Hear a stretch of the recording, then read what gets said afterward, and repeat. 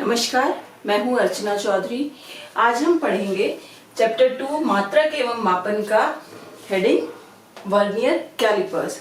Vernier calipers आप अपनी books में देखोगे तो नहीं मिलेगा, पर आपके एक्सपेरिमेंट्स में वर्नियर कैलिपर्स होता है और जेईई वगैरह में बहुत ज्यादा क्वेश्चंस ऑलमोस्ट एवरी ईयर या एवरी सेकेंड ईयर, हर साल या हर दूसरे साल इससे कुछ ना कुछ न्यूमेरिकल आ ही जाते हैं।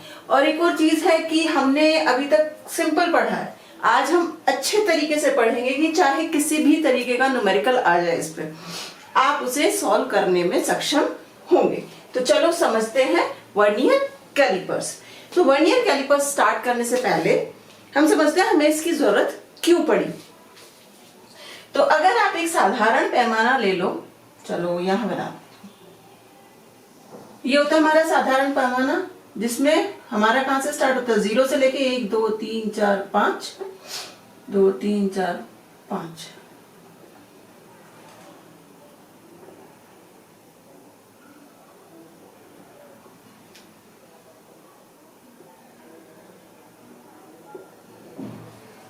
ऐसा होता है हमारा साधारण पैमाना। और ये क्या होते हैं, सेंटीमीटर।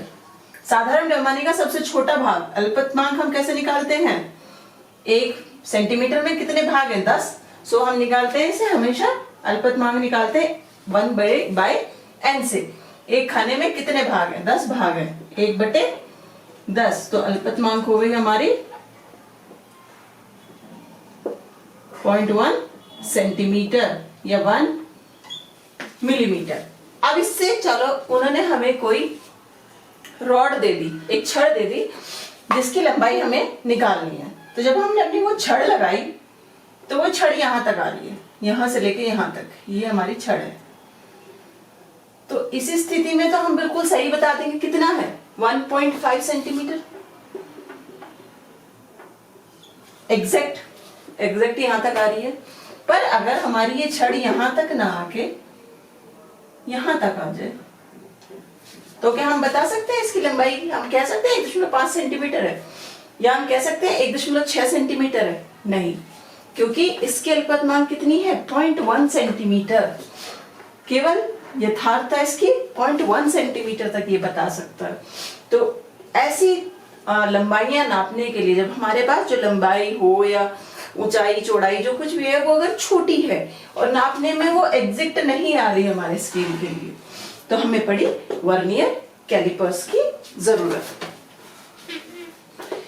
तो 1631 में एक साइंटिस्ट हुए, पियरे वर्नियर।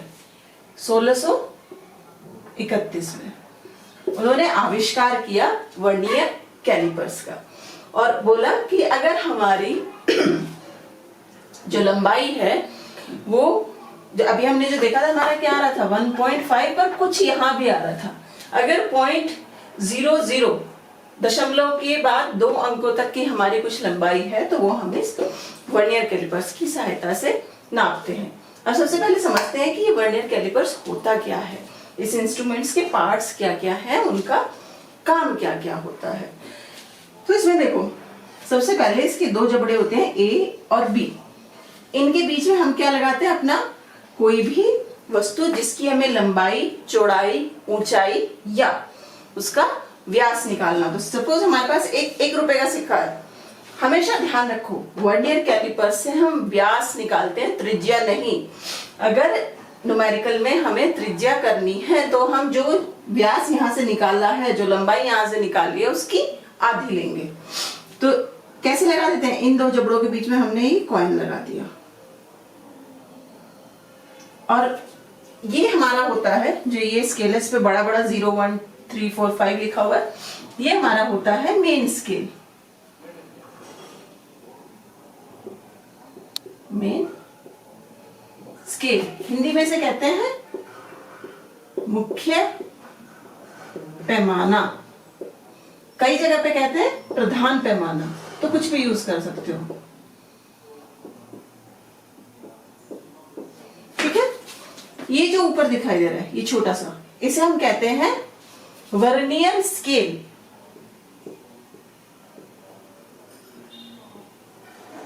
हिंदी में से कहते हैं वर्नियर पैमाना, ठीक है। और जो ये पैमाना होता है, ये इस मुख्य स्केल के ऊपर हमारा वर्नियर स्केल आगे पीछे घूम सकता है, तो हम यहाँ छोटी बड़ी वस्तु फिट कर सकते हैं। अब इसमें हमने ये एक कॉइन फिट कर दिया दो जबड़ों ए और बी के बीच में, तो हम इसका क्या निकाल लेंगे, व्यास कितना है। अभी बताएंगे रीडिंग भी कैसे पढ़ते हैं। तो इससे हम निकाल लेंगे कि इसका व्यास कितना है। दूसरा, तो अगर कॉइन ना लेके हमारे पास एक छोटी सी पत्ती है और उन्होंने कहा कि भाई उसकी लंबाई निकालो, तो आप वो पत्ती लगा दोगे बीच में, करेक्ट। तो हम उसकी लंबाई निकाल लेंगे। अगर इन्होंने कहा इस पत्ती की चौड़ाई निकालो, तो कैसे लगाओगे, पत्ती को हम ऐसे करके लगा देंगे। अब क्योंकि हमारा ये पैमाना घूम सकता है, तो यहाँ पे एक पेंच होता है, तो इस पैमाने को आगे पीछे घुमा के फिर सेट कर लेते। तो इस पैमाने जबड़े को हम कहाँ ले आएंगे, एकदम इसके पास, यहाँ ऐसे आ जाएगा ये, ठीक है। तो पैमाना हमारा यहाँ आ जाएगा, तो हम इसकी चौड़ाई नाप लेंगे। तो ऐसे हमने निकालते हैं जो हमारे जबड़े ए और बी हैं, इनकी सहायता से हम क्या निकालते हैं, लंबाई, चौड़ाई, ऊंचाई। अब अगर आप बोलो कि ऊंचाई कैसे निकालते हो, तो आप एक घन ले लो, एक क्यूब ले लो, किस शेप का होता है,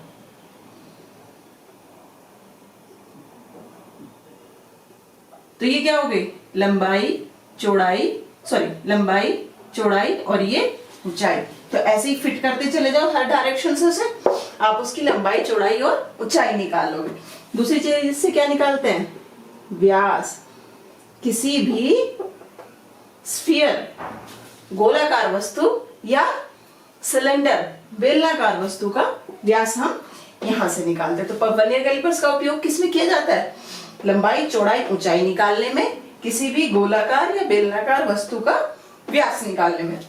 अब देखते हैं जबड़े सी और डी का क्या काम है। सी और डी का काम होता है कि किसी भी वस्तु का आंतरिक व्यास क्या है। सपोज हमारे पास एक, मान लो कि हमारे पास एक खोखला सिलेंडर है, तो खोखला सिलेंडर ऐसा होगा, पाइप जैसे पाइप होता है, और पाइप का हमें आंतरिक व्यास निकालना है। तो हम क्या करेंगे, उस पाइप को इन दो जबड़ों के बीच में ऐसे फिक्स कर देंगे, करेक्ट। तो इससे हमारा निकल के आएगा आंतरिक व्यास। बाह्य व्यास तो यहां से निकाल लेंगे, आंतरिक व्यास, जबड़े सी और डी का काम होता है आंतरिक व्यास निकालने में। तो इसका काम क्या हुआ हमारा, आंतरिक व्यास निकालने में। अब एक और भाग है ई। ये जो पत्ती होती है, ये पत्ती भी जब आप कैलिपर्स को ऐसे आगे पीछे घुमाते हो, तो ये भी बड़ी छोटी होती है। तो इसका उपयोग किस में किया जाता है, मान लो हमारे पास एक सिलेंडर है, ठीक है, तो कैसे हुआ, ये सपोज जैसे ग्लास होता है ना ऐसे, और हमें इसकी गहराई निकालनी है, तो हम क्या करेंगे, वो इस पत्ती के अंदर डाल देंगे ऐसे, और हम उसकी गहराई निकाल लेंगे। तो भाग ई यूज होता है हमारा गहराई निकालने में। तब पता चल गया वर्नियर कैलिपर्स के उपयोग क्या क्या होते हैं, लंबाई, किसी छड़ की लंबाई, चौड़ाई या ऊंचाई निकालने के लिए, किसी बेलनाकार या गोलाकार वस्तु का व्यास निकालने के लिए, उसका आंतरिक और बाह्य व्यास निकालने के लिए, और उसकी गहराई पता करने के लिए। तो ये तो हुआ हमारा उपयोग। वर्नियर कैलिपर्स का उपयोग क्या होता है, पर हमारे सिलेबस में केवल यहाँ का है, तो हमें केवल लंबाई और व्यास निकालना है, आंतरिक व्यास और गहराई हमें नहीं निकालनी है। हमारे जो जितने भी न्यूमेरिकल्स आते हैं वो हमेशा बेस्ड होते हैं, या तो व्यास निकालेंगे या वो आपको लंबाई देंगे। अब बात आती है कि वर्नियर कैलिपर्स और ये सब होता क्या क्या है। तो सबसे पहली चीज हम शुरू से बोलते आ रहे हैं कि वर्नियर कैलिपर्स की अल्पतमांक कितनी होती है, 0.01 सेंटीमीटर। नहीं हो भी सकती है, नहीं भी हो सकती। अलग अलग प्रकार के हमारे वर्नियर कैलिपर्स होते हैं, सबका जो ये वर्नियर पैमाना होता है इस पे भागों की संख्या अलग अलग होती है, और इन पे ही हमारा डिपेंड करता है कि उसकी अल्पतमांक क्या होती है। तो अब तक हम जो फॉर्मूला लगा रहे थे ना, 1/n वर्नियर कैलिपर्स वर्नियर पैमाने पर भागों की संख्या। इस फॉर्मूले से अगर निकालोगे तो न्यूमेरिकल जेईई का हिलेगा भी नहीं आपसे। तो आप समझते हैं कि हम वर्नियर कैलिपर्स की अल्पतमांक कैसे निकालते हैं।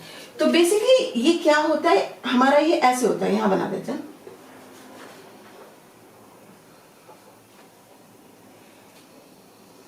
ये हो गया हमारा मुख्य पैमाना, मेन स्केल, ये वाला। ये नीचे बना दिया हमने अपना वर्नियर स्केल, ये वाला स्केल जो ये वाला है ना, ये वर्नियर स्केल। तो बेसिकली ये होता कैसे, 0 1 2 3 4 5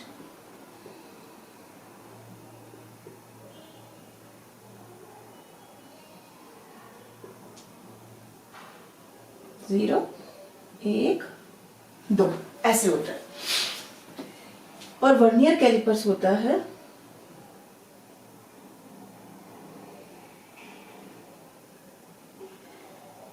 ऐसे। वर्नियर कैलिपर्स का जो भागों की संख्या होती है वो हमेशा मुख्य पैमाने के भागों की संख्या से कम होती है। अधिकतर क्या होता है कि मुख्य पैमाने के 9 भाग, ये देखो 1 2 3 4 5 6 7 8 9 भाग वर्नियर पैमाने के 10 भागों के बराबर होते हैं। दोबारा से समझो, मुख्य पैमाने के जो ये 10 भाग हैं, ये 1 2 3 4 5 6 7 8 9, मुख्य पैमाने के 9 भाग वर्नियर पैमाने के 10 भागों के बराबर होते हैं। तो क्या होता है, मुख्य पैमाने अगर इतना बड़ा है तो वर्नियर पैमाने भी इतने बड़े में भागों की संख्या ज्यादा होगी। अब हम अपना अल्पतमांक क्या निकालेंगे। तो अगर यहाँ पे थोड़ा सा ध्यान दो तो अल्पतमांक हमारी क्या हो जाएगी, अगर यहाँ ध्यान दो आप थोड़ा सा, ये देख बड़ा बना रही हूँ थोड़ा सा, तो ये जो बीच की दूरी है, 2 खानों के बीच की जो दूरी है वो हमारी कहलाती है अल्पतमांक। तो अल्पतमांक के लिए फॉर्मूला हमारा क्या हो जाता है,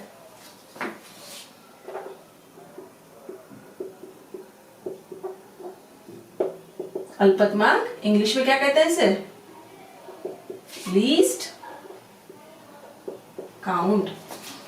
1 MSD माइनस 1 VSD।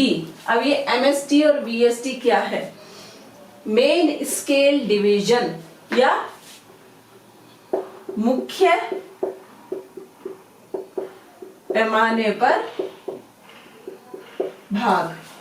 मुख्य पैमाने का एक भाग 1 MSD, मुख्य पैमाने का भाग MSD होता है। और VSD भी ऐसे क्या हो जाएगा, वर्नियर स्केल डिवीजन, वर्नियर पैमाने का भाग। तो अल्पतमांक पहले हम क्या निकाल रहे थे, 1/n से, वर्नियर पे जितने भाग हैं उससे 1/n करके निकाल दिया था। तो यहां तो निकल जाएगा, 1/10 है, 10 भाग है, 1/10 कर दिया, 0.1 आ गया। पर जरूरी नहीं है कि जो इसमें हमने क्या बोला कि मुख्य पैमाने के 9 भाग वर्नियर पैमाने के 10 भागों के बराबर है। पर कभी कभी वो आपको न्यूमेरिकल में बताएगा कि मुख्य पैमाने के इतने भाग वर्नियर पैमाने के इतने भाग के बराबर हैं। पर हमेशा एक बात ध्यान रखो, जनरली जब मैं बोल रही हूँ तो इसका मतलब कि 97% मुख्य पैमाने के भागों की संख्या कम होगी, वर्नियर पैमाने के भागों की संख्या बड़ी होगी। या ये कह लो कि मुख्य पैमाने पे भागों में की जो दूरी होगी वो ज्यादा होगी, बल्कि वर्नियर पैमाने के भागों की दूरी कम होगी। ये जनरली होता है, हमेशा नहीं। इसका अपोजिट केस भी जेईई में पूछा गया है, वो हम तभी एक्सप्लेन करेंगे। तो अब ध्यान रखते हैं ना अल्पतमांक कैसे निकालते हैं। तो चलो एग्जाम्पल ले लो। यहां पे हमने क्या कहा था कि मुख्य पैमाने के 9 भाग 9 MSD बराबर है 10 VSD। मुख्य पैमाने के 9 भाग, ये देखो बराबर कौन साइड कर रहे हैं ना, मिल रही हैं दोनों लाइनें एक दूसरे से। तो मुख्य पैमाने के 9 भाग वर्नियर पैमाने के 10 भागों के बराबर है। अब हम सीखते हैं कि अगर ये केस दिया हुआ है तो अल्पतमांक कैसे निकालेंगे। MSD है, VSD है, 9 MSD इक्वल्स टू 10 VSD आ गया। तो 1 MSD कितना हो जाएगा, मुख्य पैमाने का 1 भाग बराबर होगा 10/9 VSD के, करेक्ट। अब हम यहां पे अपना सॉल्व करते हैं। तो हमें क्या चाहिए, सॉरी उल्टा कर दिया।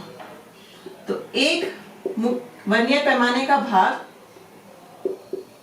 किसके बराबर हो जाएगा, 9/10 MSD के, मुख्य पैमाने के भाग के। एक और चीज हम यहाँ पे पढ़ सकते हैं कि जो ये हमारा मुख्य पैमाना होता है ये सेंटीमीटर में होता है अधिकतर। तो इन्होंने क्या दिया हुआ है, यहाँ देखो, यहाँ भी सेम चीज है, यहाँ थोड़ा बड़ा है इसलिए यहाँ एक्सप्लेन कर रही हूँ।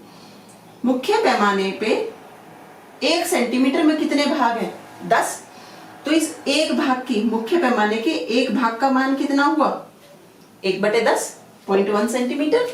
तो हम लिख सकते हैं 1 MSD बराबर 1/10। 1 सेंटीमीटर में 10 भाग है तो 0.1 सेंटीमीटर। मुख्य पैमाने के 1 भाग का मान, मुख्य पैमाने के 1 भाग का मान कितना है, 0.1 सेंटीमीटर। अब चलो, हमने एग्जाम्पल लिया था कि हमारे मुख्य पैमाने के 9 भाग वर्नियर पैमाने के 10 भागों के बराबर है, तो उसकी अल्पतमांक कितनी होगी। अब इस फॉर्मूले में ये वैल्यूज रख दो सारी, तो क्या आएगा,